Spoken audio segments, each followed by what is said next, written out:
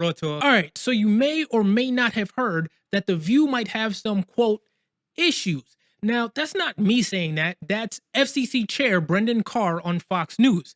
He was asked point blank if The View is now in the crosshairs after Joy Behar joked that Trump was jealous of Obama. And Carr's answer was that it's entirely possible there's issues over there. Then he went further and said once Trump exposed these media gatekeepers, there are a lot of consequences still to come. What's interesting is that Carr claimed The View's ratings are struggling, and that's simply not true. Right now, The View is averaging about 2.46 million viewers, up 4% from last year, not down, up. And in daytime television, that's dominant. On top of that, the show is making money. Industry estimates put their ad revenue at roughly $56 million per year. Their production costs sit around 35 to 40 million. Now, you do the math. That's somewhere between 16 to 21 million dollars in annual profit. That's not a struggling show, that's a cash cow.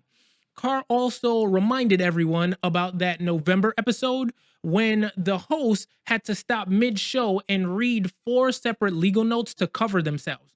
Fine, that happened. But to use that as evidence of a show in trouble, that's a stretch, especially when the numbers tell a completely different story. Now, if you were to compare what's going on with The View with what happened with Colbert and his cancellation, which I covered a couple times already on the channel, but here's why it matters.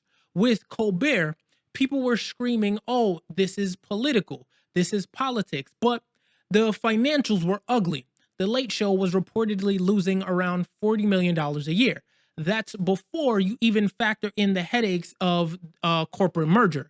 And then Colbert goes on live television and basically accuses his own parent company, CBS and Paramount, of committing a crime.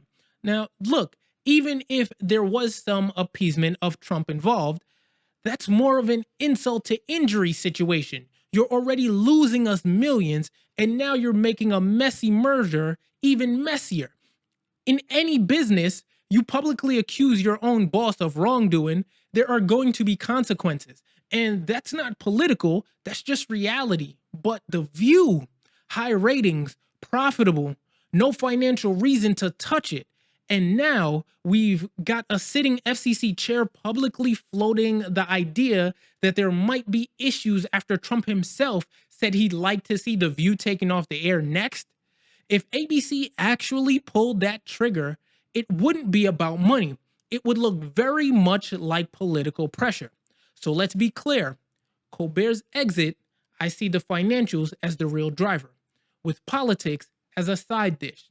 If The View goes next, that's not about dollars. That's about power.